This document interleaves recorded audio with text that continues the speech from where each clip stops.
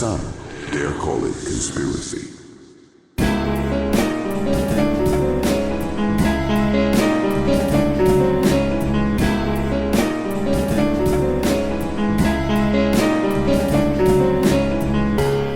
Welcome to the Some Dare Call It Conspiracy podcast, hosted by Brent Lee and Neil Sanders.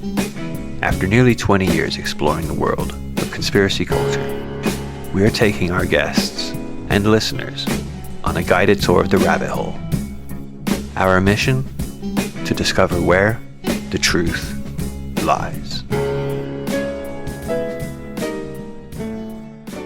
Hello, initiates.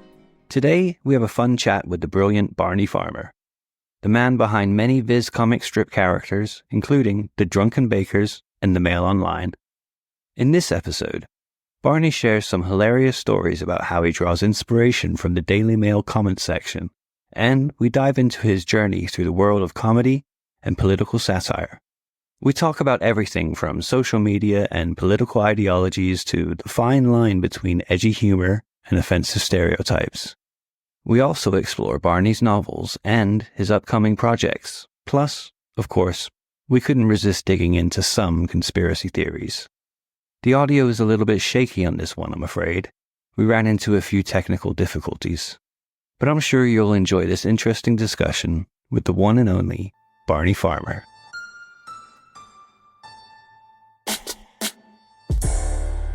I'm a huge fan of your work. Drunken Bakers and George Bestial have been, me and my friend, in fact, my friend Chris has come round just to say hello to you because we're such huge fans. We love your work with Viz. Like it's, and so, yeah, so we were just, that, you know, it's our podcast. So I wanted to chat to you about your stuff with Viz, if that's all right, mate. Yeah, no, that's fine. Yeah, no, good. Yeah, well, yeah. So I've been doing all day today, right? Trying to write the next one. So. Oh, really? What are you doing? Is it George Bestial or a Bakers or? Well, I'm afraid George Bestial has kind of fallen a little bit by the wayside now. Oh, has it? For years, yeah. He's well, I started writing that. I think the first one was about 2002, something like that. So that's how long ago it was. Yeah. Channel 4 broadcast this documentary about. Zoophiles, you know, like the one with the blokes that fancy the horses and the women that fancy the dogs.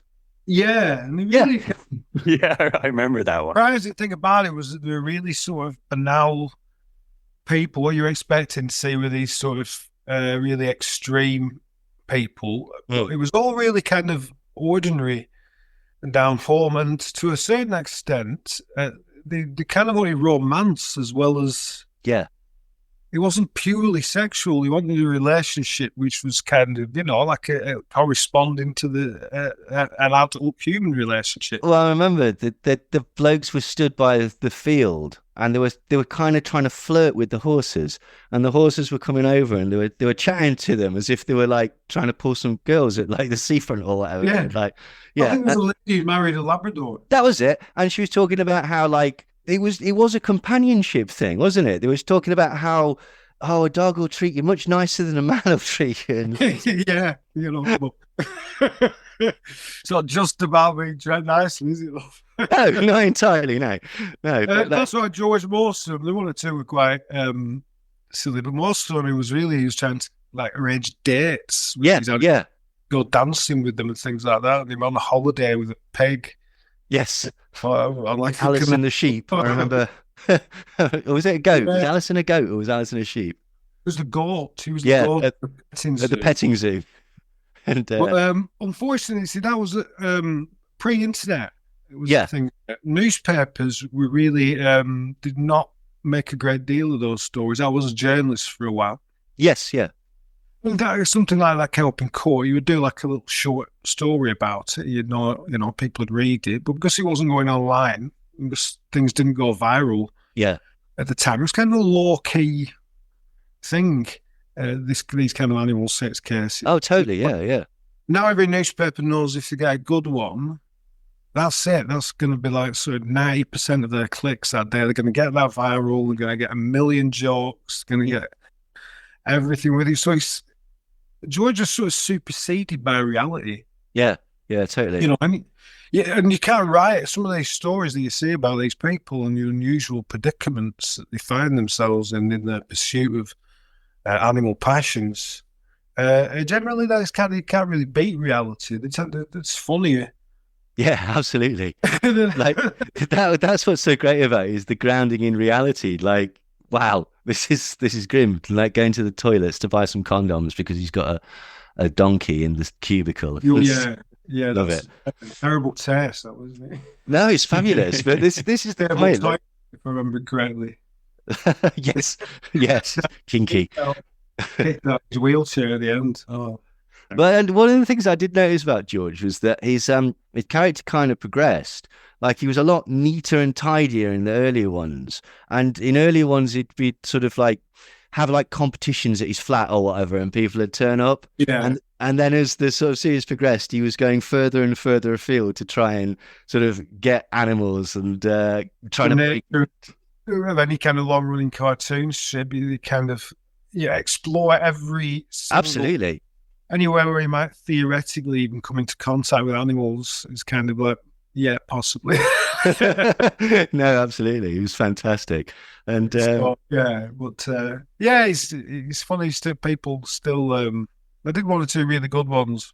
oh, you did so many brilliant ones. So just every single one was cracking. Very good. Sorry? The circus one is very good. Yes. Kind of topical at the time because they're trying to outlaw cruelty. Oh, right. The cruelty to zoo animals. And Is this there's two? Wasn't there two at zoo? One was one at a safari park. What's the one with the monkey magic at the end? Was there were that? some gorillas, yeah, trying to get into a gorilla. Oh, I did get to a gorilla because and his face torn off. Yes, Yeah, yes. and it didn't work out. But I think I Yeah. might be the last one actually. Now I think, drugging a silverback gorilla with antidepressants pressed into a Mars bar was kind Yes. of as absurd as Viz prepared to get with it. I was going to ask you about that. So, does Viz have any sort of like?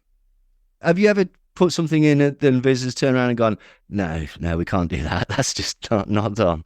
It's proper, it's real edited stuff. Yeah. It's kind of not quite as tough as it was because I've got sort of several characters who appear regularly. Yeah. But everything has to go past them. They have to like it. They've never turned anything down, really, I don't think, on the grounds of taste. Well, one or two.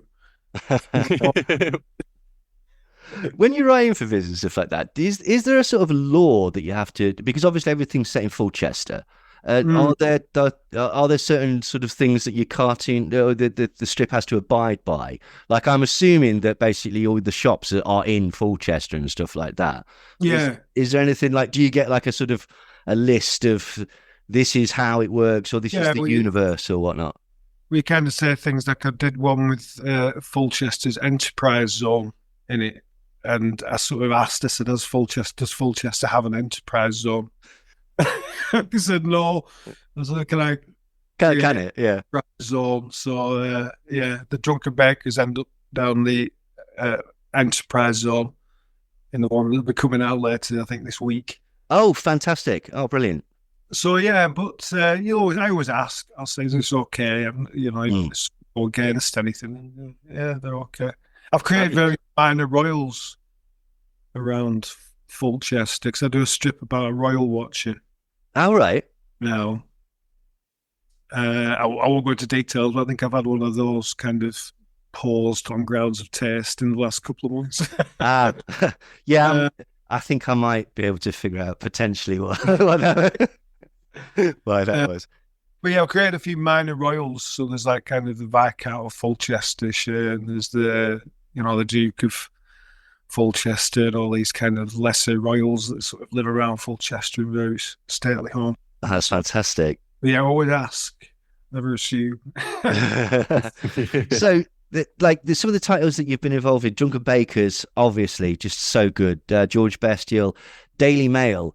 I don't know whether you realise this, but you have completely nailed what the conspiracy crowd is nowadays. Like conspiracies, when Brent and I were into them, used to be kind of lefty and a bit sort of like bit hippie-ish, bit sort of stoner anti-war type stuff. And now Honestly, that is such a perfect thing, isn't it? Though, when we were kids, the conspiracy theories 30 years ago. I always thought hippies I've always thought hippies are slightly right wing. Anyway, I've never quite believed it. in that there's a certain demanded uniformity in their freedom. Yeah. Yeah. But yeah, I mean, I think all the conspiracy theory thing is really interesting, isn't it? Really, because I think when you have what appears to be an open society, which is what we apparently have. Yeah. We are told that we are an open society. We know very well that we're not. We're very close society with the whole 20 years of redacted documents of kind of various reports and freedom of information requests, with sheets of black lines. Oh yeah, very much so. Yeah, has created the perception of secrecy. Mm. Now, once you create a perception of secrecy, well, then people aren't exactly sure where those secrets are. Mm-hmm. Anytime that people feel that they're not being listened to, or that their fears are not being valid concerns, then these aren't valid concerns. Your prejudice against X, Y, Z immigrants is a valid concern. You are prejudice against the chemicals Bill Gates is spraying up in the sky. These are not valid concerns, and so the assumption is that if the information they need isn't there, that it's being concealed. Yeah, definitely, yeah. It's almost people have an expectation of getting this information when it's the open society, and when they don't get it, they fill the gaps, or somebody else rushes to fill in the gaps for them, often to take advantage of them, essentially.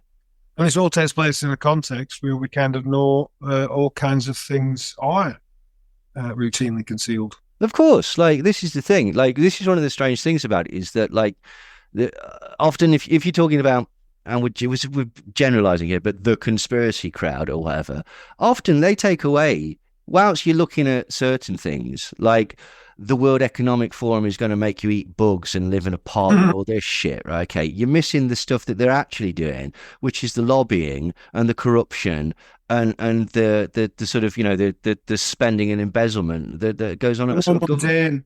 Yeah, precisely. This is it. But it's not sexy because it's not got lizards in it, lizard aliens or whatnot. So there's no big names involved. No, this is it. And it's MPs and civil servants, grey neighbours people.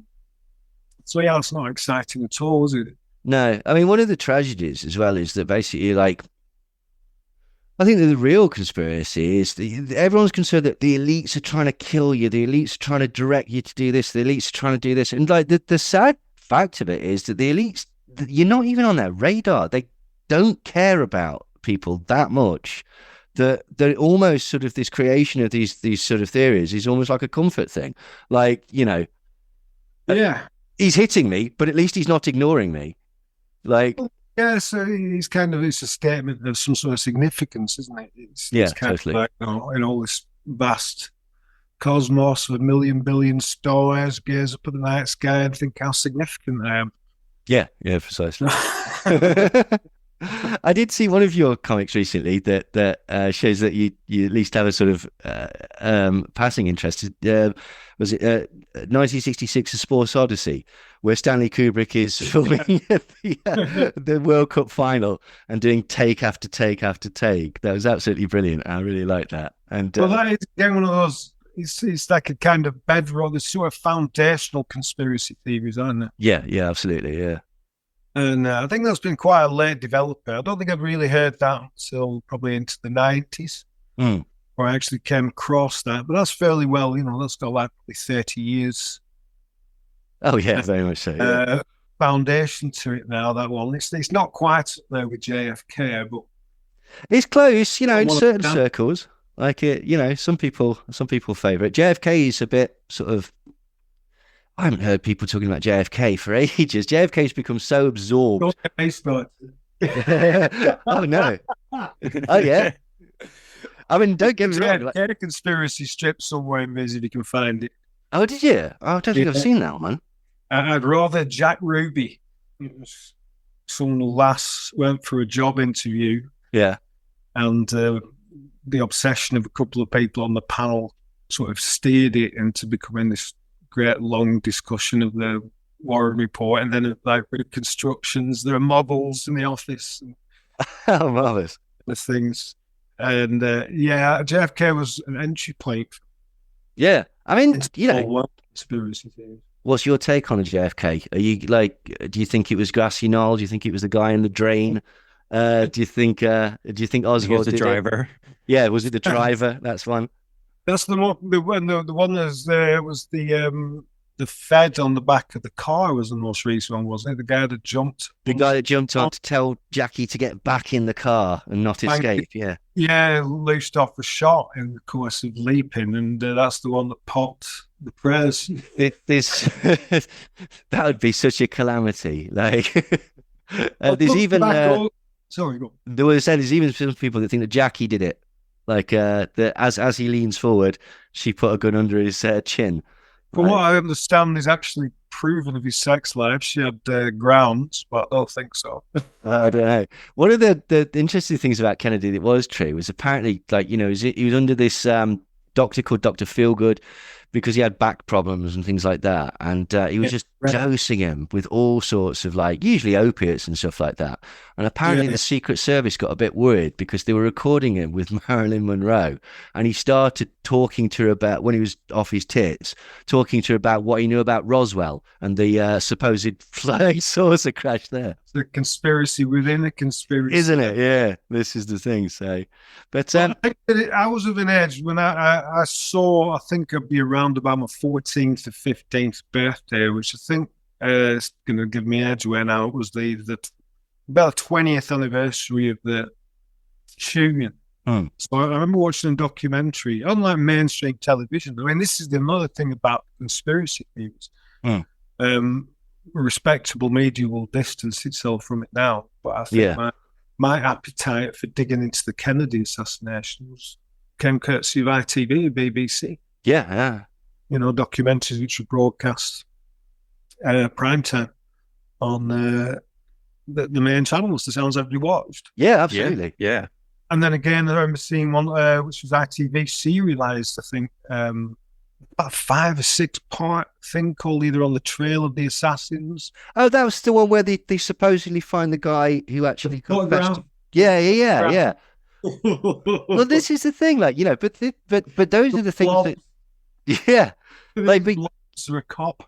You've got to start somewhere with it, and from there, it sparks an interest, and then you go off and read a book or whatnot, and blah blah blah. I think the thing and again, we're not opposed to conspiracy theories. There's loads, like, Cambridge Analytica was a very real conspiracy that happened, like, very very recently, like,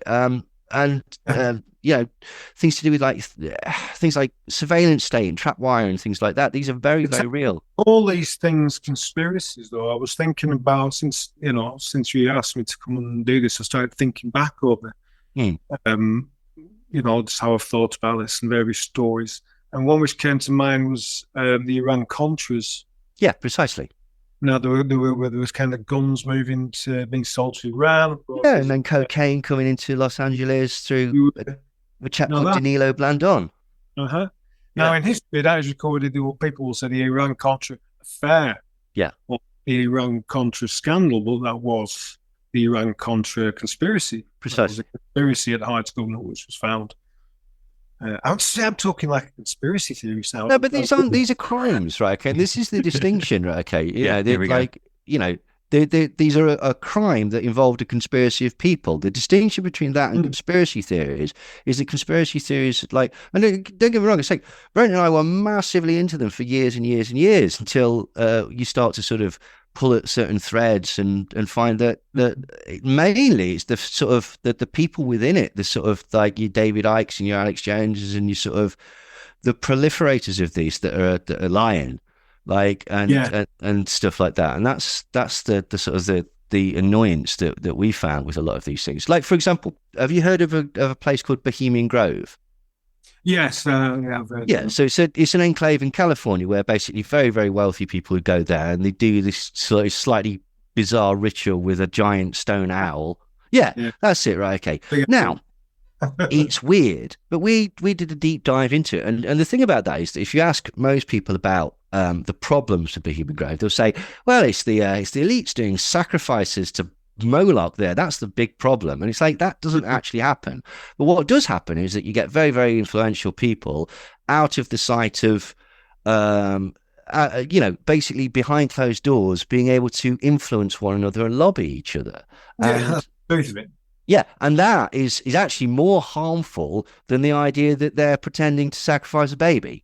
But that gets missed.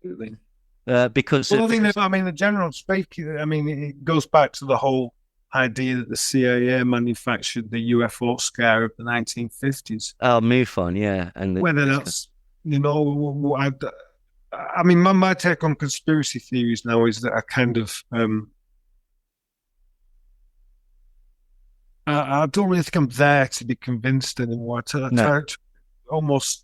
Like I read most news, if you're kind of writing about current events and topical things, after a while you become one step removed. So you're not, I read about these things. I have a great interest in all this stuff we're talking about. But I'm really just not there to be convinced. I'm kind of looking at people involved. Yeah. The language in particular is, like you said, it's always the same selection of words and names. Big names, you get the elites, you get Schwab, you get Gates, Soros, and that's almost like there's a semiology of conspiracy theories. Yeah, there's a party line, which is strangely bizarre for a sort of community that thinks of itself as free thinkers. And again, that was one of the things that actually sort of drove Brent and I out of the community, so to speak, is that basically there'll be certain things you've got to not believe in climate change. You've got to believe that there's a whole thing and if you don't conform to everything, that you're not allowed to come to the party, basically. And over the years, those concerns that you're supposed to be worried about have got significantly more right wing, and significantly more hateful and prejudicial against groups, with no real reason, to be quite honest. So. Yeah, well, nothing stands still. Everything evolves, doesn't it? And yes. When you want to get into a dynamic like that, it's much the same with any ideology or religion. Very much so. But once you get any group together, then you almost immediately the peer pressure starts. And these really old-fashioned phrase, the people egg each other on. Don't they? Yeah, totally. And I think social media has got a huge part to play in the sort of, not just in the conspiracy world, but just in the crazy, absurd place that everything finds itself at the minute. Do you know what I mean? There's so many opinions flying about, and everybody's got to have their say and whatnot. And yeah, we're living in strange times, to be honest. Social media adds kind of there's a value to all of a sudden. It's not just within a small peer group. You can be elevated beyond your small peer group to being speaking to conspiracy nuts of all shades. Yeah. Again, back to the Kennedy thing, one of the things that is interesting about that, it would be worth sort of following the evolution of the conspiracy theory from its very first seed right up to any given date. Yeah. And see what course it follows, not in any, almost a macro view of it. That's kind of what we try and do in our deep dives now, basically. It's like we'll lay out the conspiracy, we'll try and find out the first time somebody mentioned it, what the sort of foundations of it and stuff like that. We're doing a deep dive at the minute. I shan't ruin it for everybody and tell people what it is. But the start point for this particular conspiracy theory was a man who thought that his chinchilla was psychic. And because of this, he went to speak to another person who was hooking up yogurts to lie detector machines. So,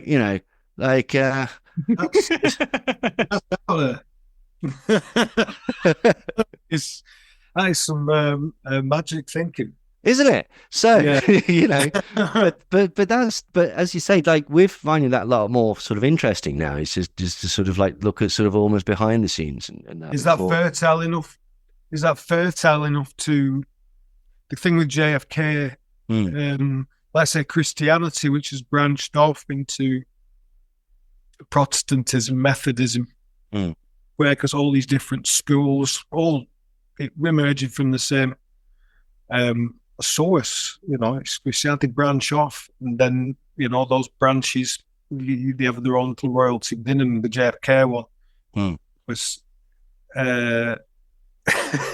after a bit I started watching them when I was doing the strip. I watched a lot of them on YouTube. Some way back to the late 60s American. Oh yeah, to the kind of things that have been made today, and you see the same people age over that time. So you see the testimony that they were given to the cameras in 1968, and then you would see them again at some convention being interviewed in 2015. It was kind of all right. So all the doubt from 1968 is now all being firmed up. Everything is much more definite. Well, kind of. I mean, this is the thing. This is the strange. Yeah. Well, that's very much true. Like, because that's what was so strange about it is when you sort of look back at something. There's certain people within the milieu or whatever that have done sort of like books and talks, and they've had a career for like 20, 30 years based on one idea that, if you look into it, was wrong when they first came out with it, like 40 years ago or whatever. There's this geezer that basically thinks that the pyramids line up with the Orion's belt, and that's significant, that the Egyptians must have done that on purpose. And he's got 3 books out with Graham Hancock. He's got books out on his own. He was a major player on the Ancient Aliens television show and stuff like that. And the fundamental problem with his theory is it's wrong. It doesn't even fucking come close to matching up. And he's like, but this guy has traveled all over the world and become a celebrity off the back of this. And it's like, right, okay, brilliant, fair enough. Those are the people who are kind of going out there and measuring these things and being like, hey, they have a small voice. Well, this is it. Well, as you say, people want to believe, don't they? And it's like, it's more exciting to go with that than actually go, no, it's not, it's wrong, is it? Yeah, but you're never going to get the Times or the BBC News or CNN is going to set aside a large chunk of their time to debunk a story like that, because it's beneath it. Yeah. So it'll never get counted anymore. It'll kind of go on there and it can grow to a huge scale. By the time maybe somebody does say it, actually we should say something about this bloke. He's started a cult and they're all planning to top themselves. Yeah. But then they're too big. It's too big to. Well, this is true. Like, I think people then. So they kind of almost grow in the dark, don't they? All like mushrooms. Yeah, very much so. Yeah, like absolutely. Like it, as you point out, there's a certain absurdity to life, and I think that's reflected actually brilliantly in a lot of your work, your comics and stuff like that. Yeah, I do try. So, how did you actually get into writing comics then? Like right at the start? Like, I mean, how do you write a comic? Do you go? Does it work as a script, or do you have like the frames and you think this has got to happen in this and this has got to happen in this one? How do you actually go about it? Well, this is kind of odd, really. It was totally by accident. I don't read comics very much. Do you not? No. Well, I read Viz. I mean, this was kind of why I started. I was working at this kind of real dead-end job in a dark room in a printers, really old-fashioned, outmoded printers in the 80s. And, just one digging holes and bumping potatoes around, stuff like that, previous job. Never really written anything down. And then a pal came into work with a copy of Viz, which was one of the really early ones. And we just rolled about laughing and then got it the next month and the same. And because he was a reasonably handy cartoonist, he started doing a little zine, he just started doing one himself. And he said, do you want to do something to put in my zine? And he was like, just giving it out around the university and things like that, leave it on the bar in certain pubs with a little jar next to it. So I started doing stuff for that. That'd be like 91, 92, something like that. Was that Zit magazine, or was that prior to Zit? I think it was around the time that started, because it created a market. Yeah. A huge market. Because I did work for Zit for a time. I did a little bit of work for him, and they were like, shifting 17,000 copies a month. Really? As much as that? Absurd. Because Yeah. What was the other one? What was the one? There were tons. There Yeah. was gutted, and there was gutter, and there's all called brain damage. There was a really good one came out called Oink, which is a kid's attempt to, and that's with a cartoonist I work with for Viz. Lee. Yeah, he started doing it. So I think he started being published in Oink. Oh, right. Okay. Is that so? That's how you met him? Were you doing? Did you? No, it was many years later on. We ended up because I could draw. At first, I did a few cartoons myself. I'm not really any good, and it would take me as long to draw one cartoon strip as to write 4 or 5 for somebody else. So it just worked out. It's just a better use of my time to write things for all the cartoonists. So I wrote cartoons for about 5 or 6 different cartoonists. So how does like the physical writing of it? Do you write a script? Do you write sort of like a treatment? This is what I want to happen. Do you break it down into the panels? I write the words first, and then as I'm writing the words, because all mine are mostly words. It's a big ask for Lee, the cartoonist, because some of my scripts are very dull visually. There's not a great deal goes on. Like just a retired man shouting at a computer. It's you need a certain amount of imagination and talent to make that visually engaging, which he did. He's the styles both come together so well that the realism of his artwork and the bleakness of and the sort of existential horror that comes through in the scenarios, they just complement each other so incredibly well. It's important, the proportions. I do one strip with another cartoonist, but he is similar to Lee in so much as people's not big heads who are or particularly cartoony in the violence or movement or anything like that. You can kind of write as if you're just writing them for people, and you can be confident.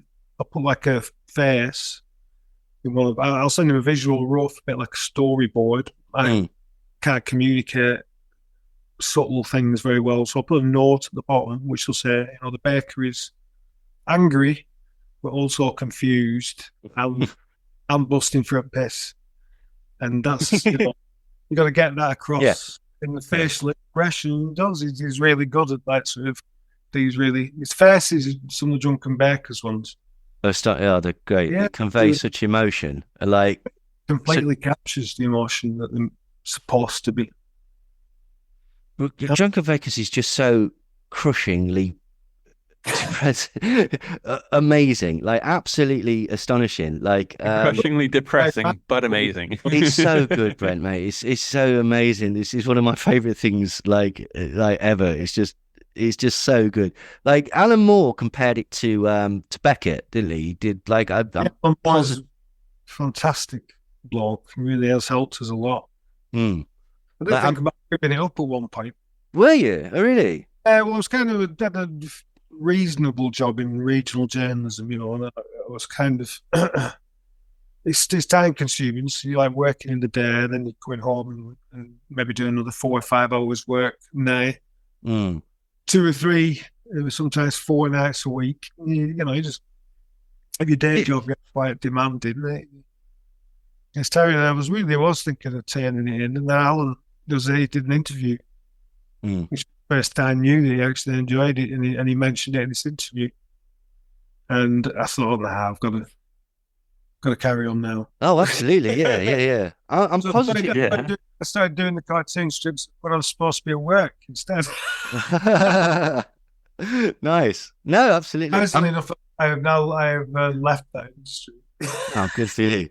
But I'm sure he was referring to Waiting for Godot, because there's that sort of, again, the absurdity, the sort of the grind of life, the sort of the lost hopes and stuff like that. Like one of the things that amuses me so much about it, which is just horrible, is the drip drip drip of their backstory and how the guy with the white hairs dragged the other one down into this horrible state, and his wife and child left him on Christmas. And did you read the book?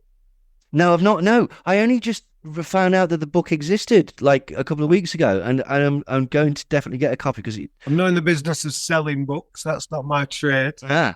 So you might find that, whether the white-haired one was dragged him down or not is kind of.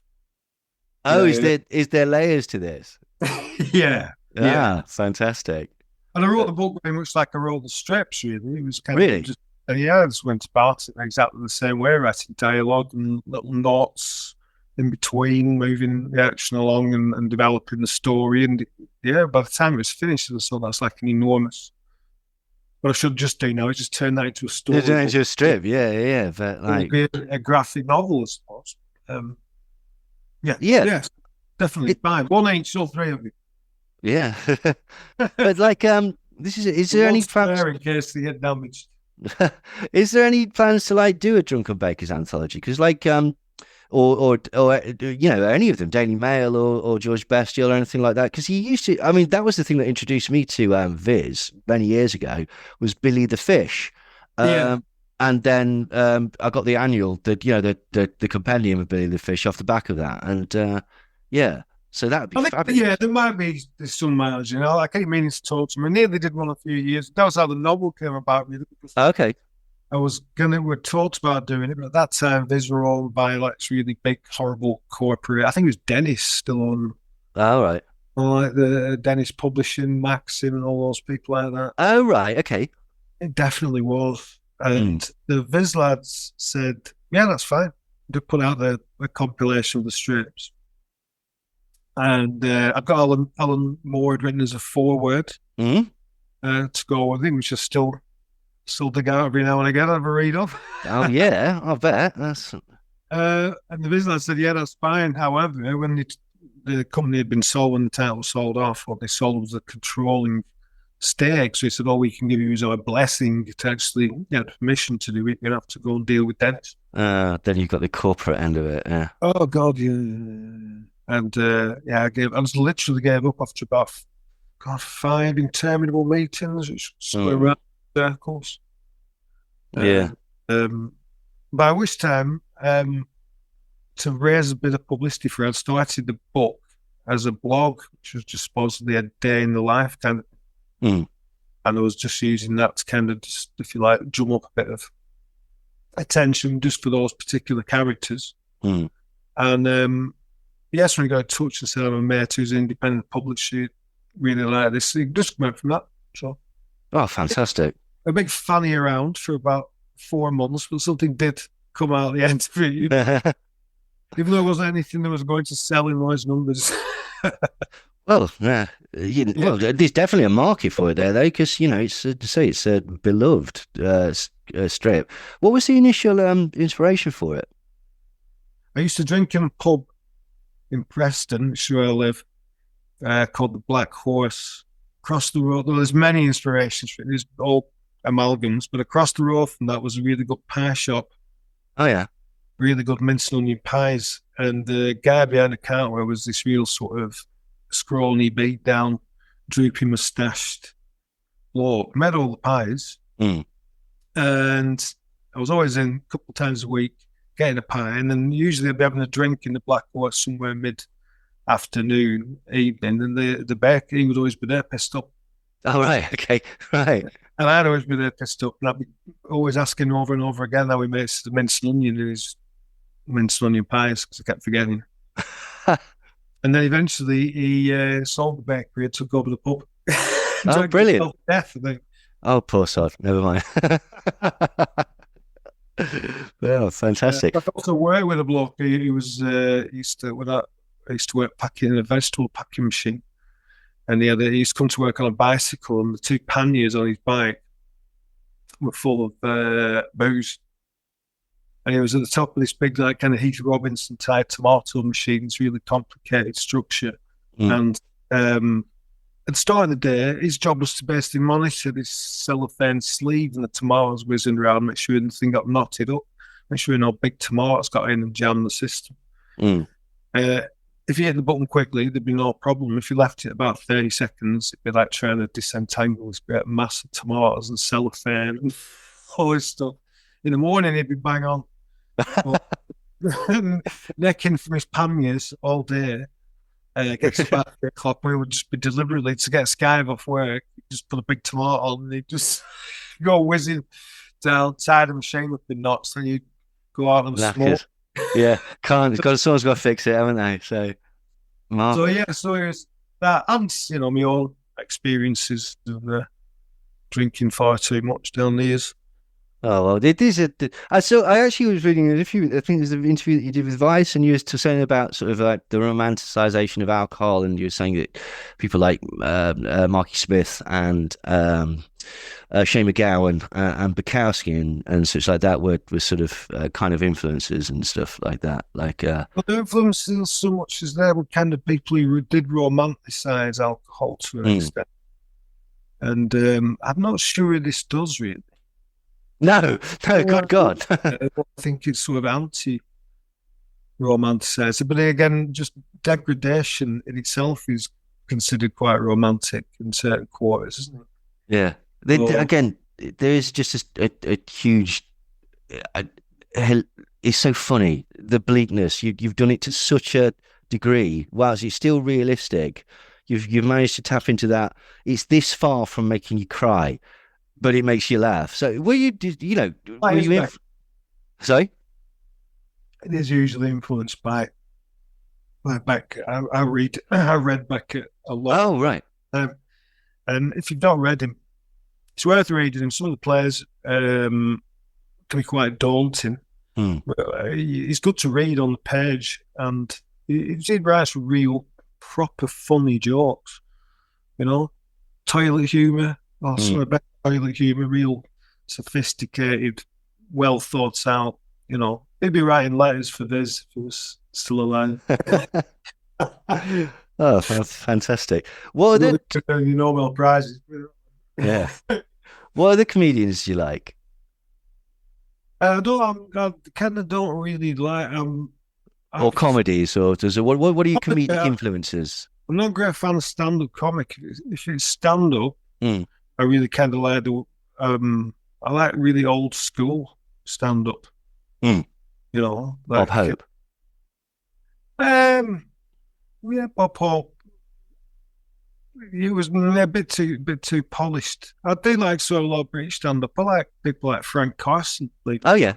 Well, I like them sort of rowdy club comics. It's the world away from. There's nothing at all like sort of comedy of Jay Reading.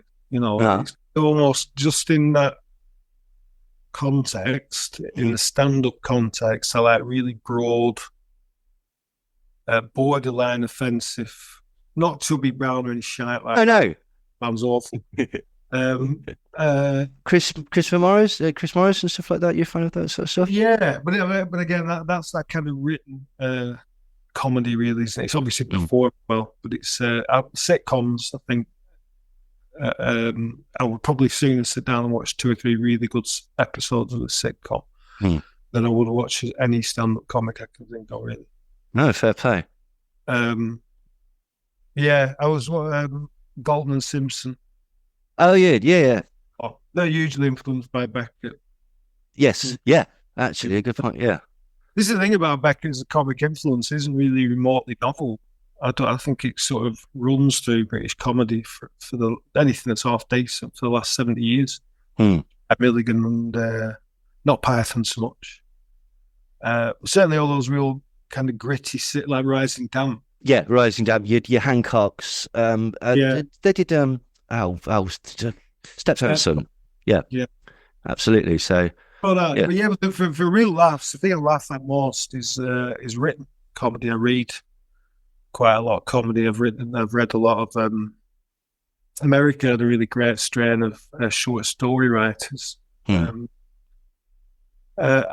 some Canadians too. Stephen Leacock, S. J. Perelman, James Thurber.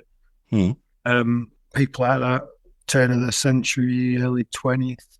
Sorky's very good. If you ever read Sorky. No, I'm not familiar, but I will look it up. 20s. It's like sort of P.J. Woodhouse. Oh, yeah. Much more like cutting. Yeah. I've read Jeeves in Worcester, but yeah, he's Still kind of humour, but there's like a real sort of vaguely real malicious undertone to it. And yeah, I get the right comic writers. That's the stuff that really, really gets me, howling. But it's interesting you bring up that, you like offensive stuff, but not your chubby round things. I think that's one of the sort of brilliant things about not only your work, but sort of Viz in general, that it shows that you can be edgy with comedy and funny and not prejudice or sort of picking on people. Like, do you know what I mean? Punching down, are you? Yeah, not punching down, absolutely. But also the thing that I find brilliant about Viz is the sort of the mixture of the intellectual and the puerile. Do you know what I mean? Like it doesn't. It appreciates that certain things are always going to be funny. Like, okay, but at the same time, like even your Kubrick thing, you have to know a lot to get that joke. And that's the thing about Viz is it's not patronizing to the audience. It's very, very, very, very sort of like highbrow and lowbrow at the same time. Well, yeah, whenever I've made the lads, not really made them very much since COVID, I don't think. But yeah, they are like, oh no, yeah. So I've seen Graham a couple of times. I see years, I think, comic convention. All right. And things like that. Super bright, really, really, really deeply intelligent people. Yours, they have the same thing that Alan Moore had. You just kind of instantly you feel like your IQ tumbles about 50 as soon as you enter a room with them. Right, you're proper clever, aren't you? Yeah. Fabulous. P's and Q's, but yeah, they're good lads. And like I said, I don't think as long as it's funny, and you got to make you can't vanish your own backside and too. Well, this is the thing. I mean, they'll turn down anything. Well, it depends, doesn't it? This is the point, right? Okay, you can use the concepts of stereotypes. You could use things that make people go, Jesus Christ, without actually punching down. And that's the difference. Like, I always think there's things like Viz show that, again, you can do that. This concept of cancel culture and this concept of free speech and stuff like that. I think that things like Viz show that sometimes it is completely like overstated because it's not. If it's funny, it's funny, and if it's funny, you can get away with it. It's quite nuanced, and it's the relationship that develops over time. Though I think is the thing. It's the League of Gentlemen lads are a really good example. Yeah. I think throughout their careers, they've always sailed close to the win with, various. The difference between them and Little Britain, for example. Yeah, totally. They both play with stereotypes. They both flirted with things which might be considered to be hurtful of individual groups. But if you take the body of a work as a whole and you follow them through and follow them along, you ultimately understand that they are, as people, performers and the writers, they have a good heart. Yeah, absolutely. It's something that you grow into that. It's almost a trust that develops between you and somebody. Yeah. They are all, phenomenally. They got the last Inside number 9 on tonight. Yeah, they're, again, fabulous. Fabulous. You trust those people. If they do go into some of those areas, they're not going to do it lightly, and they're not going to do it to try and kind of hurt or agitate against any given group or totally. Whatever it may be. So it's a trust thing builds up over, and Viz has probably got that. I think you're right. Yeah, people trust that it does dabble with these things. It's Viz, Yeah, totally. Hey, initiates, it's me, Brent Lee. Just a quick intermission here to tell you about our new and improved Patreon. We've added a brand new initiate tier for those of you who want to listen to Some Dare Call It Conspiracy without the ads. This entry-level tier is only £2 a month. Or join our second-level tier and become a shill for just £4.50 a month. Not only will you get ad-free episodes of the podcast, you'll also have early access to every new episode up to a week before they're released to the public, and a premium episode made only for Patreons every month. Also included is a welcome pack of our previous content. Neil is giving you 4 of his books, including Now's the Only Thing That's Real, a re-examination of the Manson murders, motives, and mythos. I have got 8 albums to give you from my time back as a producer and rapper. And the great Nicholas C. Gray is giving you a copy of Headache Comics 4. Plus, an invitation to join our private Discord where you can chat to the Some Dare Call It community. And finally, the Handler tier. For £9 a month, you'll get everything I've already mentioned, but you'll also get an invitation to join us live every time we record an episode. You can hop in the chat and ask us or our guests anything during the session, and you'll get to see everything that goes on behind the scenes, including all of Neil's hot takes that I have to cut out of the final mix. So, please, if you can, do consider joining us on patreon.com/somedarecallitconspiracy. Now, let's get back to the show. So the bleak aspect to your work, because there's a real sort of like dark swathe that goes to it. Where's that come from? Are you fans of like sort of bleak? Have you ever been to Preston? Yeah, I have. Yeah. Fair enough. No, I mean it does come from to an extent. There's somebody who I worked with once when I was in newspapers. They'd been to Manchester for the first time, and this was before the bomb. You know, before the IRA did Manchester a massive favour. And they said they hadn't really understood groups like Joy Division in the fall. Yeah. Until they went to Manchester. Sort of low sky. Of course.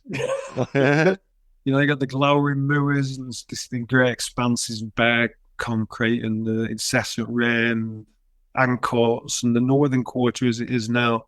Was a frightening, like a haunted place of derelict mills and dark alleys and puddles. Yeah, so I would say that I think the north, to a certain extent, has that. That it's just living there in the north. And stuff that you do like My Work Fair Lady and We Buy Gold and stuff like that. And those characters. Oh, marvelous! But they're so bitingly satirical. They could literally, some of them, just be spending 5 minutes in a gold shop and just watching what's going on. But it says so much. Incredible. And gold came from seeing those, from seeing one. It's the We Buy Gold. The first time I saw the big We Buy Gold sign on the market store with us. Yeah. And then there's always a We Buy Unwanted Gold. And I saw that phrase, unwanted gold. And so there's not much really unwanted gold. People don't go out casually buy a bit of gold. Anybody has any gold, particularly anybody that's going to be in a situation that they might have to flog it to keep the power on. The gold they have, generally speaking, and will be of some significance. They've been given to them as a gift, or it'll be an inheritance. They don't have just,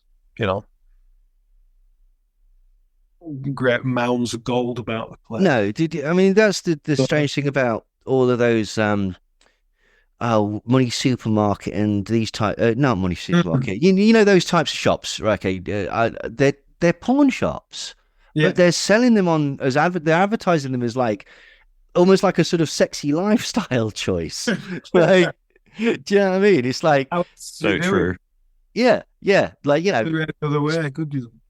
some people will go to the gym. Some people, basically, you might have to hock some shit every now and again. Like, in a sense, there's a kind of a grey conspiracy going on with things like that, because it's an unspoken conspiracy of people with kind of a broadly compatible worldview. Yeah. And then they will play along with the idea that it's all a big laugh. It's better to play along with the idea that it's all a big laugh. So we'll pretend it's a big laugh, and you pretend it's a big laugh, and everybody's having a big laugh. Yeah. And I've got your grandma's wedding ring. Yeah. Totally. And it's, you know, it's not a particularly distinguished piece, so it's going to get melted. Yeah. It's so. There's a kind of an underlying. I think that character is really good because he always. It tends to be situations where there is this almost play acting, this lie that kind of overlays these things. They're buying people's clothes, you know, and during when in the aftermath of the crash. Yeah. Around one town in particular, in Ireland, there were about 3 shops. Suddenly, the ones where you take a bin bag full of clothes and you get a 5. Clothes by weight. Yeah. It's Dickensian, isn't it? Like, it's ridiculous. Exactly what it is. Yeah. So I thought, well, that scenario play out in the shop. Have you ever read the story Hunger by Knut Hamsun? No, I haven't. Sorry. That's a really phenomenal. It's about 1870 song. Don't look into Knut Hamsun, though. Very old character. Oh yeah. Yeah. Well, he wrote it. Well, God, yeah. Oh, that's an artist. Yes. Yeah. You know, artists. Yes. Is it right? I will look that up then. KNUTHASE. I've heard of it. I haven't read it. Really great book, and it's sort of one of those real kind of intense, sort of Kafka. Yeah, years. I've read Kafka. Well, you'll be amazed by it because I think that book predated Kafka's first published work by about 20. Okay. And it's about a struggling writer in this port town in Norway. Yeah. He has to pawn. His very last thing he has of any value is the buttons on his coat. The coat itself is shagged out because he has these brass buttons on it. He works pawn the buttons, but he realizes it's a very difficult thing to do that in such a way as like, well, if you didn't need to do that, why would you do that? Yes. So he's trying to work out how he can nonchalantly pawn the buttons off his coat like it's no big deal. I was just passing. I thought, you know what? Amazing. A bit heavy, this coat, isn't it? But started to do that real acute comedy of embarrassment, which people saying things invented with The Office. You read the passage. Oh, no. Just excruciating. Because the pawn shop owner knows the crack, and he knows the pawn shop owner knows the crack. He can't back out. Oh, that's fantastic. Of the point that he's in. So, yeah, that character, that wee character who's done all sorts, any time sort of come across anything like that, where there's kind of a veneer of what's happening, and then there's underneath what's actually happening. Yeah. And he comes in and just, all he does is basically, he says what's happening without the veneer. Yeah. It just cuts. It's just like, it's so brutalistically just like, boom, this is what's happening. I'm not interested in you. I don't care if it's your mum's. It's not. It's 9 carat and you're getting 14 quid. Right. But yeah. Oh, so good. That's where that comes from. And that kind of thing, which you see, is everywhere. Yeah, absolutely. Yeah. There is this sort of agreement that what we'll all do is pretend that everything's okay. Terrible things somehow bearable. Yeah. It's strange, isn't it? It's as you say, the veneer of, oh, this is perfectly civilized, and it's not, is it? It just isn't. It's barbaric, but no. Well, Pence was good at that. Yeah. That kind of like sort of the mauling that these characters give each other. Yeah. The silences and the particular words. The passive aggression and just the nastiness and absolutely. But so. Yeah. One of my favourite characters, and I think one of the best written characters of recent times, Daily Mail. Where was the inspiration for that from? The Mail Online, sorry. Beg your pardon. Shout at everybody. Well, yeah. Twitter at all. He gets a lot from Twitter. He originally started on the when it was just the message boards underneath the newspaper stories. Yeah. You know, All right. that is how the kind of older right wing social media activists now really cut their teeth up until the mid 2010s underneath the Daily Mail stories online. Yeah, very much so. You would see these great rambling threads of thousands of posts, page after page after page after page after page of these people underneath. God, well, every success when Dacre was in charge. Yeah. You know, he was very good at just clickbait. We'd Yes. call it clickbait. It was an instinctive thing with him, and he knew the buttons to push. And so every story was getting these. And sometimes when I first started doing the character, you just look at the story, scroll through, and probably I think some of the first 3 or 4 I did would have for sure had comments lifted directly from people's posts. You know, Yeah. you really need to write very much. You need to embellish a little bit here and then. Sometimes you need to wind it in because it's not almost believable that some people would think. It really is that It's so strange now. you'd be astonished. It's so accurate. Like of all the people, one of the people is very, very similar to David Icke, actually, just ranting against like imagined sort of like horrors of Merkel. One of the lines that you wrote in that is we absolutely adore. And I'm going to butcher, sorry, but one of the things you don't understand, Beryl, is that Englishmen like me, we won a war. And it's like that encapsulates everything about that sort of thing, where trying to take glory and trying to include yourself in something that you're just nothing to do with. And it's not that, is it? No, it's not. But that's so genius about it. It's dishonest, but it isn't a lie. Yeah. And then, like, you know, he's sort of ranting against like Ms. Merkel and Greta. That like is spot on. I've heard Greta becomes the bête noire. yeah. Well, words are writing him when Labour were in government. Because, I think the first one was 2012. I think the first one of those. So he's never had Labour government before. So well, this is something I was a bit concerned about. It's like, you know, if Keir Starmer wins, like, there's a slim chance that we'll slide into such a socialist utopia that no one will even understand the concept of nihilism. Like, does that concern you? Not in the slightest. It's more like a changing of the guard, isn't it, really? Like, you know, it's a different flavour of shit. Like, and it might be... Yeah, might be slightly more palatable, but yeah. The central, I think the market-led economy, which we've had in this country really more or less unchanged, Thatcherism, do you want to call it that? Mm-hmm. It then later qualified to be Blairism, but I think Blairism really is just Blairism is Thatcherism, as Clintonism is realism. Yeah, it's light, isn't it? It's neoliberalism, centrism. Yeah, essentially still corporatization and corporatization and fealty to donors and a lying conman, essentially. Yeah.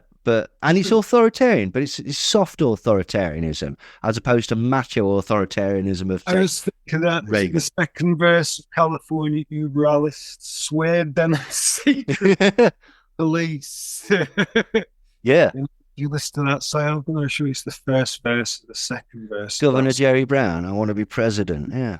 Zen fascists. Yeah. Precisely. But like 100% natural. Yeah. Well, it's that thing, isn't it? Like, you know, it's all about authenticity, and once you can fake that, you've got it made. Yeah, exactly. Well, the Mail Online does that a lot. That is something. That's a good example. I don't remember that line, but I'm quite pleased with it. It's astonishingly great. The thing about politics today is that it tends to be people are kind of wrong when they say that politicians tell lies. it's a very nuanced kind of lying, which is sometimes really hardly qualifies as a lie at all. Because they tell they'll. It's the use of language, isn't it? It's like there's often omission, there's often framing and miscontextualizing. But if you go over what they've actually physically said, they've said the truth, like, haven't they? So that is exactly. And if I was thinking about this today, yeah, I've put some thought into this, lads. I've not just rocked up here. Yeah, brilliant. The average conspiracy theory. I mean, how would a take a conspiracy that's got some real good depth to it, like say, I'll come back to JFK. JFK. Like I don't buy the Warren Report by any stretch of the imagination. Yeah, it's anybody that's kind of becomes interested in JFK. I was interested in it for a few years. I read all the books, and I got to the end of it, and I kind of thought, well, the Warren Commission's a bit fishy, and that bullet sound dog, but I don't have a clue. Yeah. Who did any of this or whatever? And I think maybe that's when you get into theorizing, when you start building that. Well, I think that's the difference, isn't it? Like when we're talking about conspiracism as opposed to liking conspiracy theories, right? Mm-hmm. We look at it and go, there's something fishy. I don't know what it is. When conspiracism bullshit. Yeah. But what the conspiracism does is it adds that layer of, well, it must be this. It must be the World Economic Forum, the Jews, the mafia, the CIA, whatever. They'll put that over the top of it, because then it closes the circle. And that's the difference between, say, conspiracy theories and conspiracism, is like, often we don't know. And that's the fascinating thing about it. But if you've got a worldview, mystery, though, yeah, that's the thing. It's the Illuminati. Oh, good. Phew. Don't need to worry about that anymore. So absolutely. Religion for several thousand years functioned as a kind of a controlling agent on the human dislike of mystery. Yes. Yeah. I'm no religious person. I've never been not a religious family. I've never not religious born anybody. I'm real kind of died in the wool disbeliever.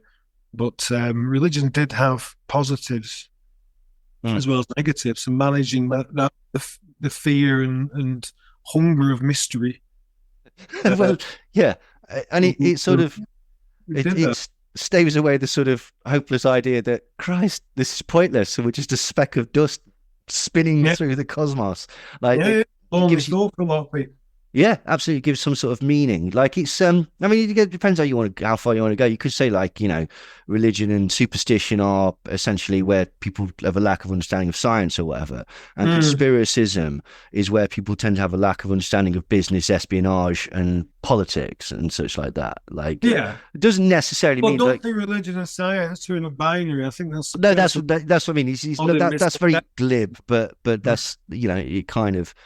It fulfills a purpose, doesn't it? Yeah. Like, for some people. It fulfills a purpose for us to kind of see these things as two sides of a separate coin, for the same reason you're saying about the kind of the cosmos and its indifference. It's better to put religion and science as a binary. Yeah. So at least it kind of almost magnifies each the meaning of the other, so it gives them more weight instead of just floating free like everything else in the Christian. Yeah. Unmoored to anything at all, and it's the people will drift away from it. Well, I think Alan Moore actually came up with a great quote about it, talking about he was looking at conspiracies and became convinced that actually there's nobody in control, and that's even more scary, that it's just chaos, it's rudderless. The world is rudderless. Yeah, and often these sort of, on the surface, very, very complicated things about world groups and, conspiring to create and control everything is actually quite comforting, because at least there's a plan, at least there's a reason for things happening, whereas in the chaos, anything could happen, and it's unfair. And another thing is to cut in, you're really close to something else I've been thinking about today. This goes back to when I started, when I went to my journalism. I did journalism at university as a mature student, and that's when I first started reading. I'd read Chomsky before, but that's when I first started reading quite a lot of it. And prior to that, I had a kind of a conspiratorial idea of the newsroom. Yeah. There literally is like little shady cabals of editors running around spiking stories, and then that it's getting calls in the night and all this kind of stuff from the CIA on the hotline. But he pointed out it's not like that. That's not how this kind of thing happens. That must be just get ideologically like-minded people with a broadly similar worldview, broadly similar set of goals, broadly similar set of values, broadly similar system of rewards, all working together in one office, and you get outcomes which, to somebody on the outside, seem like the result of conspiracy. Yeah. But they're not. They're just people who have got professional people who are focused on the jobs and the careers and their advancement in this world, and they're all kind of slotting into a role. Now, they don't, did loads of newspaper people get together and agree to write bad stories about Jeremy Corbyn? No, it's nobody needed to be. No, you don't need a conspiracy when everybody's on the same page, essentially. Nobody needs to be told to write those stories. It's about any fine. That was just those institutions staffed by those people at this moment in history could not really do anything else. Yeah. We're set up to do. Well, not set up. They were set up to. That's no. That's at this point. It was almost like just being tossed into a waiting more. Yeah. Well, I mean, this is the thing. Is like it wasn't so much that basically like Corbyn threatened the world order or anything. He threatened very specific people's bottom line. And that's why certain people decided to hate him, not because Satan phoned them up or George Soros phoned them up or anything like that, but because they went, if this guy comes in and starts doing stuff like that, people are going to expect stuff for services and goods and stuff. They're going to have an expectation, and we can't allow that. Here's an interesting example. We're saying, for coming back to that Mail Online line. It's not a lie. It's not the truth. He's possibly been consciously dishonest, possibly not. Well, what he's done is he's linked together a couple of facts. Englishmen like me, my height, my build from this part of the country, my accent, won a war. So you put those two facts together, and in his mind, he deserves something. He won the war. Yeah, absolutely. Yeah. So he says something which isn't honest, using truth. He uses facts, and it's that omission of the qualifying facts. Yeah. You were born a year after the war, mate. What he's saying there is that he wants recognition because he's standing up for, or that he feels that he's a part of something. It's not that he wants recognition. I would imagine. I think a lot of these people, it goes past wants and he feels entitled to it. Yeah, I think it's not wants. I don't think it's a great deal of it is conscious anymore. I think it's these people feel that they've won the war. They feel this. They feel it. It kind of. There was a thing about a good liar is live the lie. Oh, so they've genuinely adopted the personality. Live the lie. That's the thing about it. Good con and live the con. That's true. That's very true. You never the best criminals in the world. Nobody knows their names. Yeah, or to convince people that you're like, if you want to be a good liar, convince people you're a terrible liar. Yeah. So this now conspiracy theories. If somebody were coming back to JFK, somebody who was coming to JFK cold, they started reading the books, they bring their own prejudices, like say the Jews, the Irish, the communists. Yeah, we started looking at the material.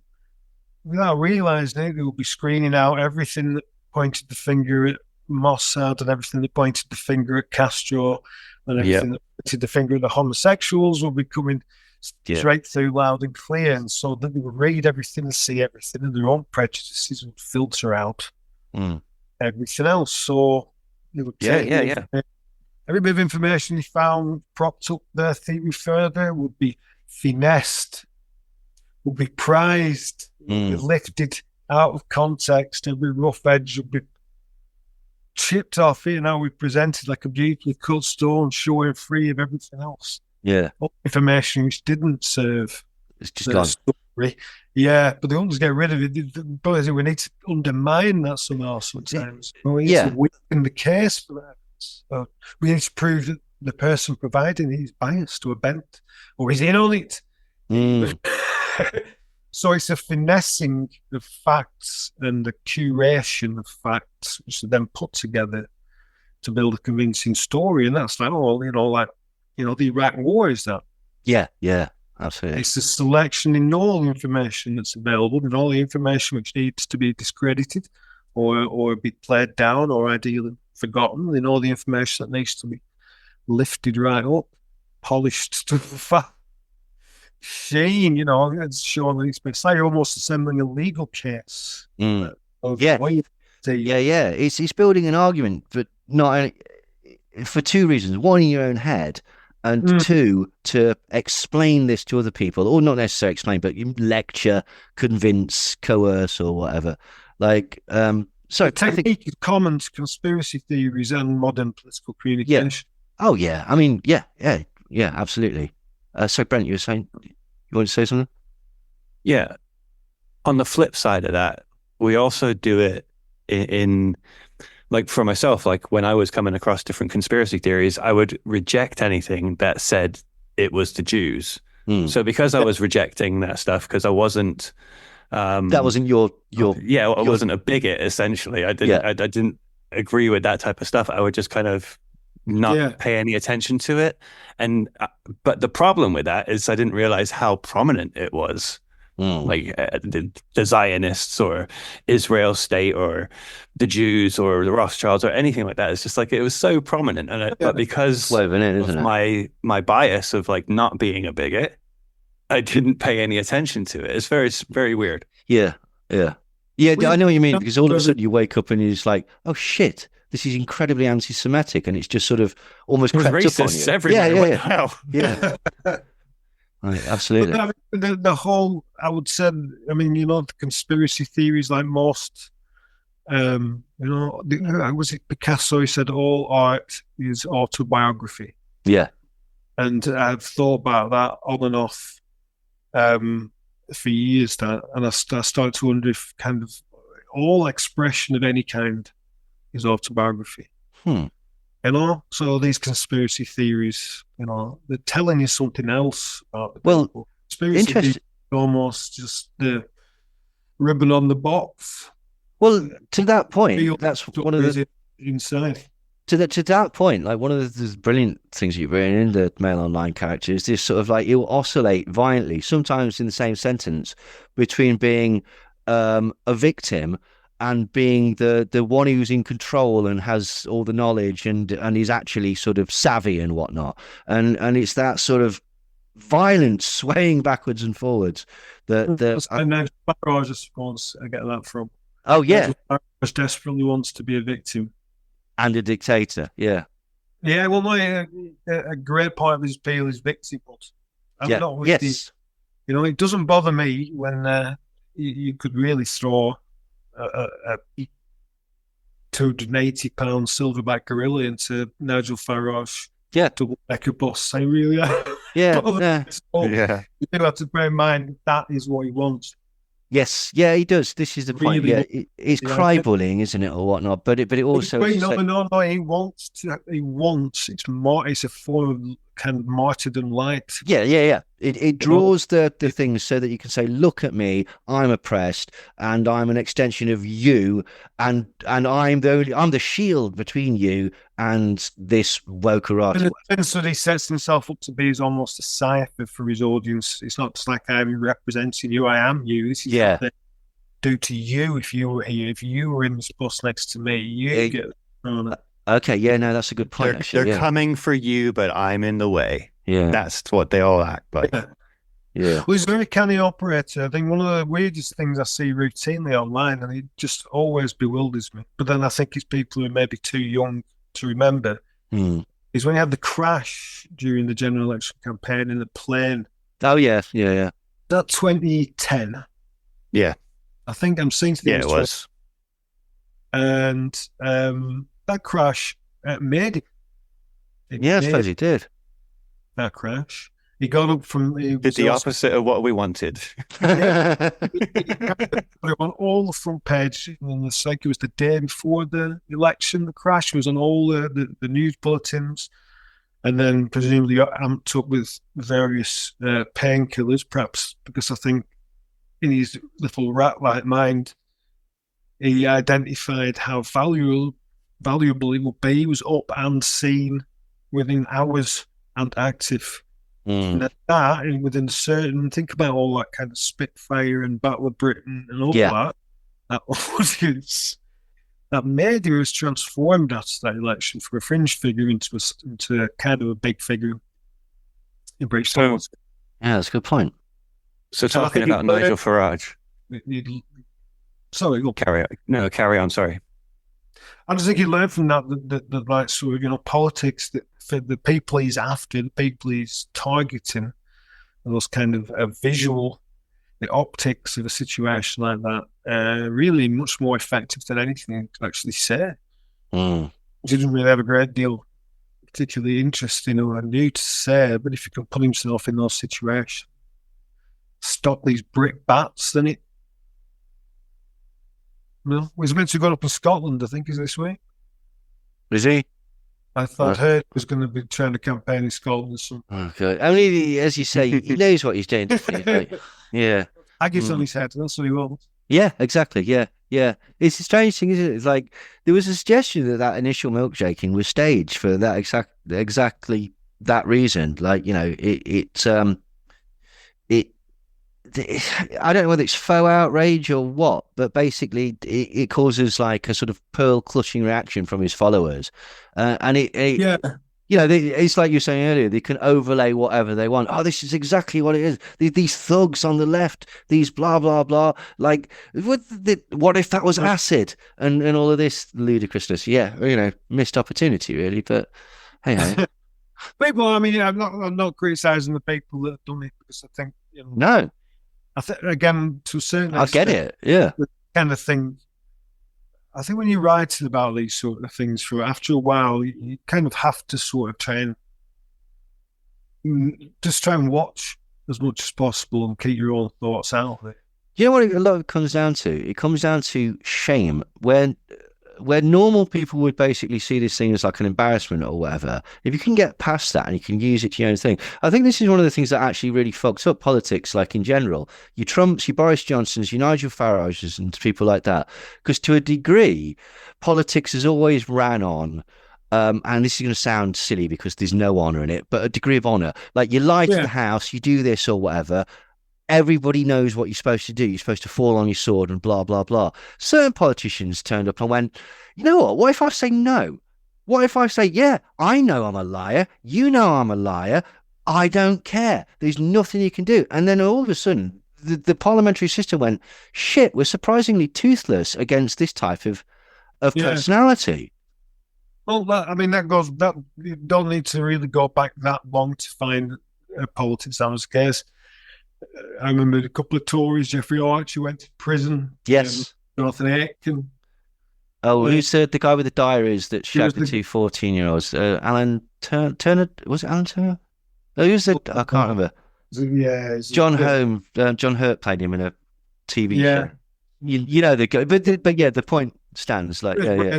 Jonathan Aiken was kind of the guy who was out with the sword of truth and all that sort of thing, and then it came out he was full of shit. So he's very recently, I think, if you got caught lying, politics has always had layers. Politics has always been founded on a certain amount of deception, blindness. I think what's changed radically now, like you say, is the lack of. If you get caught lying, you get caught out. This thing of temporary disgrace has come in real kind of. Even if you go away, you'll go in a great blaze of publicity for like 6 months gardening league, then you just slate back in. Yeah.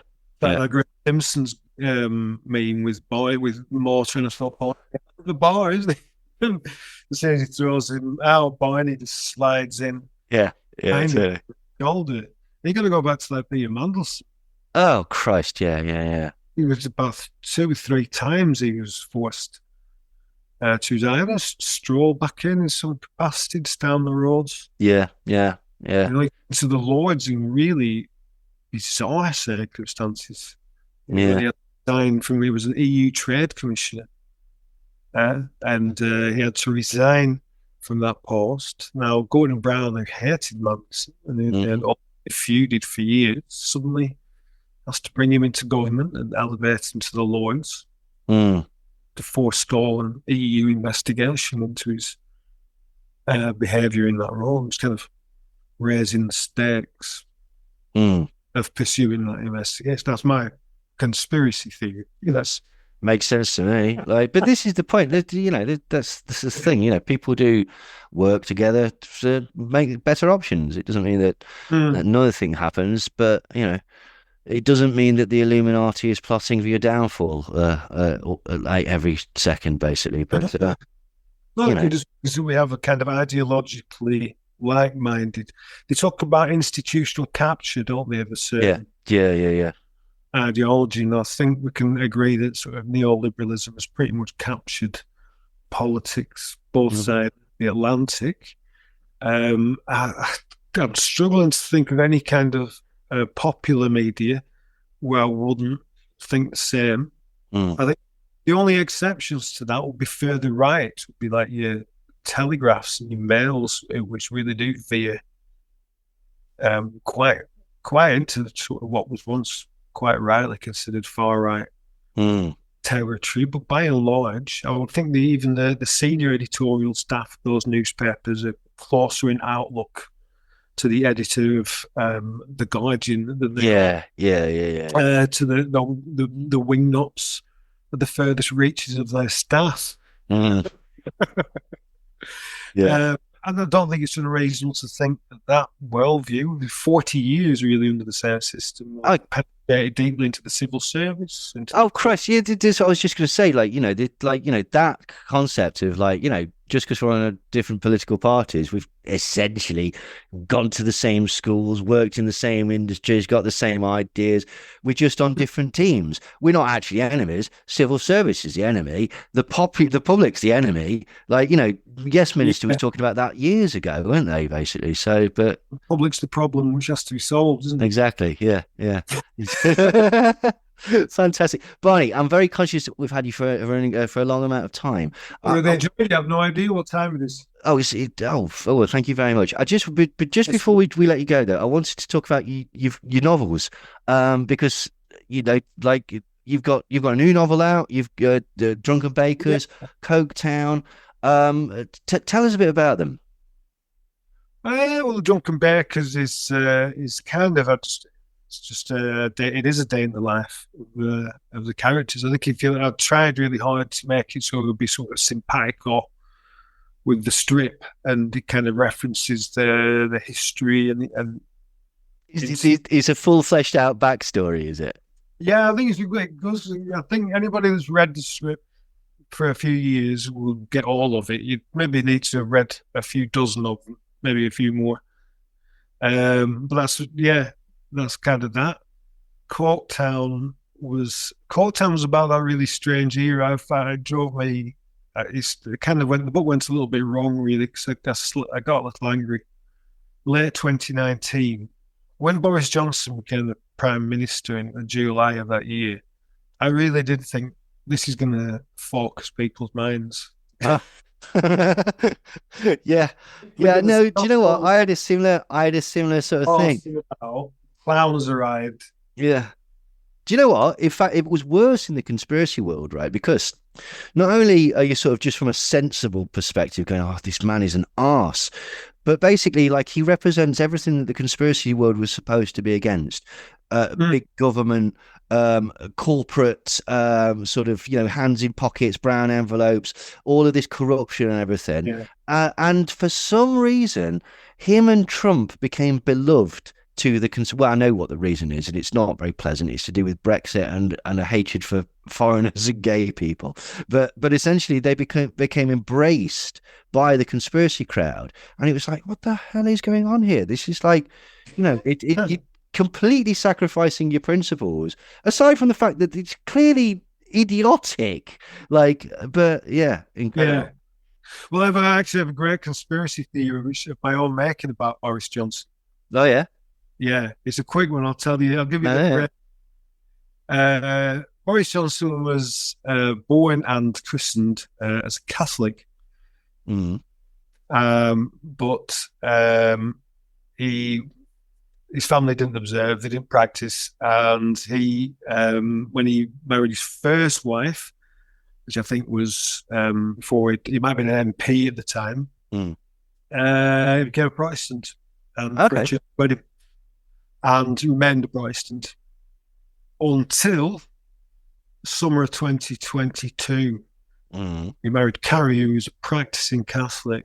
Oh, is she? Oh, okay. Yeah, Boris Johnson was rebaptized and took the wafer, making him at that time Britain's first Catholic Prime Minister. Okay. You look at Boris Johnson's career. I remember meeting Boris Johnson at a visit and I shouted some real foul abuse at him. What's that? 2004. I think 2004. So he'd had a better part of his rise. You're talking 25 years. Yeah, fucking about with The Spectator and appearing like that appearance on Have I Got News for You? Mayor of London. Yeah, it was almost. It seemed it was manifest destiny.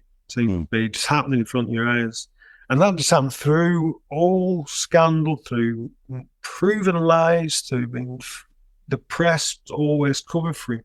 Yeah. Well, look at his lovely floppy hair. Yeah, stories which should have been massive. You know, the Jennifer Arcuri story brought about 3 months before the 2019 general election, and nobody to grips with that story at all. In that moment. I mean that was like rebranding. What's embarrassing about it is that Jennifer Arcuri is literally our Stormy Daniels, but it's just Britain to America is just on a much shitter level. It is literally. Yeah, it's our Stormy Daniels that sets leaks Trump paired with his own. yeah. This is it. Boris pays it with taxpayers' money. Yeah. His money, he paid it with our money, the son of a bitch. Yeah. And sailed through it to become the Prime Minister. And if you go back into your microfiches, and this is maybe one you can do a deep dive on. Yeah. Find out when the first negative stories started appearing about Boris Johnson. Oh, that's interesting. Find it the autumn of 2022. Okay. So who's he falling out of favour with by that point? It was significant enough that 3 newspapers, Guardian among them, ran stories about his Catholicism. Okay. Yeah. And there are some people who are saying, well, as the king is the head of the Church of England, you know, he should really be sitting down and take instruction from what? The Vatican. So, yeah, I see. Oh, right. We're getting here we go. We're getting into chick tract theory. Tony Blair was a very devout Catholic. Tony Blair was a very devout Catholic for the last few years of his prime ministership, but he converted after he left Downing Street. Right. After he left Downing Street. Yeah. There was a conspiracy theory about Tony Blair that he was an occultist, that he used to come down in the morning and draw a circle. I forget the exact gist. Can you remember this, Brent? And pray to an entity that David Icke inferred was Satan every morning at breakfast. But yeah, look into it. I think there's a Puritan circle. Westminster. Interesting. Yeah, Matthew Hopkirk's and sundry witchfinder gentlemen. Oh, yeah. They gone, there will not be a paper shit in 10 Downies. That's the end of that. Oh, fabulous. That's where it was taken out within 6 months, having sailed through 25 years of scandal, crime, deception. That is very interesting, actually. Like, well, I will actually look into that. Fantastic. And so it was about that period. I just couldn't believe it was about. I tried to write a book about somebody who kind of thought themselves very left wing, who kept sort of shooting himself in the foot, and he was outwardly left wing and inwardly quite conservative. Right. He got a bit mixed up. So I was writing literally. I finished the last draft, I think, about 3 or 4 weeks before the last general election, and I was just seething mad. Thanks, I knew he was going to win. Storm the referendum thing nailed that. So it's not a bad book. It's quite ballsy, but yeah, don't mind writing the last third again. And the last one, Black Matter, which is a COVID book, is just about lockdown. Okay, that's relatively recent, is it? That's just come out. Yeah, and was like conspiracy. That's took everything to a whole new level, didn't it? COVID. This sure is the thing. did. It broke people's brains. Like I genuinely don't think people could cope with the existential trauma, this concept of randomness and this lack of feeling of control in their life on a global scale. I literally watch people go mad and start to not only entertain all the sort of conspiracies around COVID, but QAnon and flat Earth and young Earth theory and dinosaurs never existed and just and the problem with that is it then introduces you to a whole new community. And we've said this before, like on our show, like it doesn't matter what you believe, how fucking stupid it is, right? Okay, you can find a community online that will support you in that belief and will give you the psychological comfort of being surrounded by like-minded people, which is, it's a fucking tragedy. Like we live in an age, which is what everybody's for. Yeah, exactly. But we live in an age where you can find out the answers to these questions. You can look at anything online, and people share fucking memes about Greta Thunberg and pictures of cats doing this, and it's like you can't help but think that in many ways we've wasted an opportunity. Well, I can't remember who wrote it. It's very, I suppose, elitist and snobbish attitude. It said someone said that humanity can be divided into sensible, sensitive, enlightened people and amiable nitwits. And he said the ratio is about like maybe 30-70 in favour of the nitwits. Well, there's always the slightly crueler George Carlin. It's like, you know how stupid the average person is, and you think that the majority of people are even stupider than that. Yeah. He said, I don't know. See, I've become so jaded. Yeah. I did believe that Twitter and social media in general could have been a positive force in the world. Yeah. I was one of those people around 2010 and 20. It still can, but it just isn't at the minute. Like, I mean, and it gets harder every day to turn that around. But yeah, I know what you mean though. Like, it's a tool, isn't it?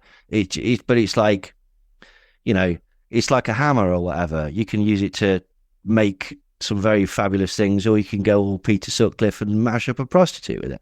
Like, it's a great thing for bringing people together. Yeah, that's arguable. Brings people together, but it's almost in a way it's just like the first part of an equation, isn't it? Yeah. That's the easy part. Brings people together. There's the great episode of All Watched Over by Machines of Loving Grace. Yeah. I'd seen all those revolutions in Egypt and the colour revolutions and things. Really, I was just thought, this is incredible. People are just united and organised. This is a phenomenal era to into. The simple point is you cannot escape from the need for some point or purpose for all that. Yeah, I think you've nailed it. Yeah. Terrible people are always just lurking on the outskirts, waiting to exploit that, turn it to their own. And give you meaning or give you sort of a false sort of mission or something, or inclusion or whatever. Yeah, absolutely. So, Barney, thank you so much. I was going to say the last book is, I think, quite hopeful. Okay. Drunken Bakers and Chord down a kind of quite bitter books, but they're all had a fairly good pandemic. Yeah, it was. Yeah, it kind of the thing he started me doing was I'd kind of really been boozing and it up because I'd written a couple of books, and the Drunken Bakers might be a play. Oh, wicked!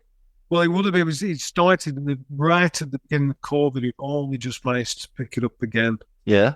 Now I'll start trying to get that organised. But this is 2019 into 20, so I was having it too large for a man of my age, and really started to feel it. And COVID really did. I think give you a bit of a break. Yeah, I was thinking I was the only person whose drinking plummeted. Yeah. Because I'm a social drinker, really. I'm not somebody who likes drinking around the house. I'll go out. I like to be out and drinking.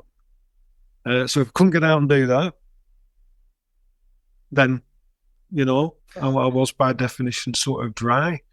Huh. So yeah, and then from that I wrote the book, and yeah, it's an optimistic book, I think. Excellent. Well, they're all on my reading list, and Hunger as well. That's going to be. Yeah, so I'd love to get on with Hunger. I think Yeah, no, definitely. you'll enjoy it. Yeah. Well, if it's bleak and funny, it's right up my avenue. So, have you got any new characters in the pipeline, or anything in the future that's coming out? I've got an idea for another novel, but I can't really. If I should have done all this a long time ago, because now I'm sort of 55, and you can only do. I can really only do one thing at a time. You know, one big project to work on. It's like the Viz maybe takes me 2/3 of the month to write and get all that together, so I'm left with like 1/3 of the month. But like that's when I wrote my books and things like that in that spare third. And yeah, I'd like to start the book, but I really kind of think I just need to get the play thing sorted. But that'd be so good. Yeah. Yes. On that. New character, I don't know, but the one called Tip Top Tony, who's been in a few times recently. He's kind of an older bloke who's really got these very strong attachments to all these confectionery and these brands of his childhood. Okay. And he's I wanted to do for years a strip like Bod, you know, these kids animation. Yeah, I remember, yeah. Called Bod. And the fellow who wrote it was like this sort of Buddhist come Taoist writer and thinker. And he wanted to do something which was Taoist, really. I think it's more a Taoist thing.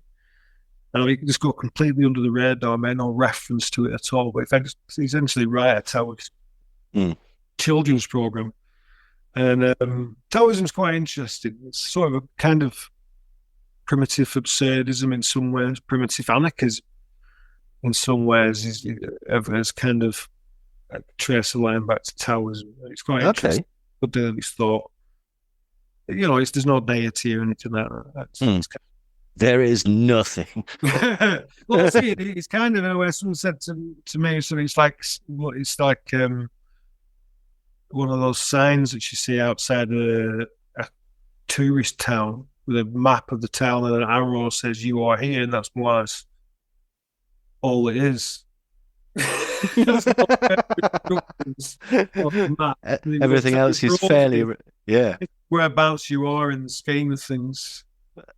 Off you go. But anyway, I sort of wanted to do that. I'd read a few of these Taoist things, and I sort of thought, oh, if I can do a Viz character like that. So he has this overdeveloped sense of attachments things, and he's already out on a ledge trying to top himself at the end of each one. And it's always the same copper leading out. Oh, I love those running gags. They're talking about like sort of, you know, Finder's crispy pancakes, which are not made by Findus anymore, now they're made by Happy Shopper, things like that. Yeah. And the recipe's improved, but it's not improved, is it? It's worse. They're always worse. So. Do you know what? I feel for him because they've recently changed the taste of cherry Coke, which is the one bloody drink that I actually enjoy. And honestly, I'm apoplectic about it. It's like it's literally like, yeah, childhood's over now. I mean, I'm 43, so I should have grown up years ago. You can go and start driving around all the remote, off licenses and village. Stop piling them. I have that kind of. There's one shop in Hugnall which is near me that's still got loads. I've been going there every other day. Well, get them all in, get them frozen solid because absolutely you're going to get 5 years down the road and regret it. I know. On the other, maybe. Do you know what tastes just like cherry Coke? Mm-hmm. Better than cherry Coke, in fact. Have you ever had red wine and Coke? Oh yeah, absolutely. Oh. I can't drink that at work. Oh, I can actually. There you go. There you go. Problem solved. Yeah. There we go. I don't think it's Coke. That's the point. That's how you do it. Yeah. Put a bit of lemon in there. That'll confound them further. Oh, he said. Oh, there you go. You just solved my problems. My pleasure. Fantastic.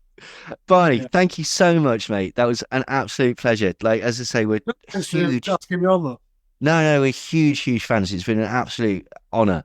So please continue doing what you're doing, and yeah, and let us know if the play happens or anything like that. Yeah, I definitely will. That should be certainly before autumn. I think I'll find out about that. Fantastic. Well, let's hope it. Yeah. Well, good luck with everything, and let's hope it all the success continues. Same with you, lads. Keep up the good work. Cheers, mate. Nice one. All right. Ta-da.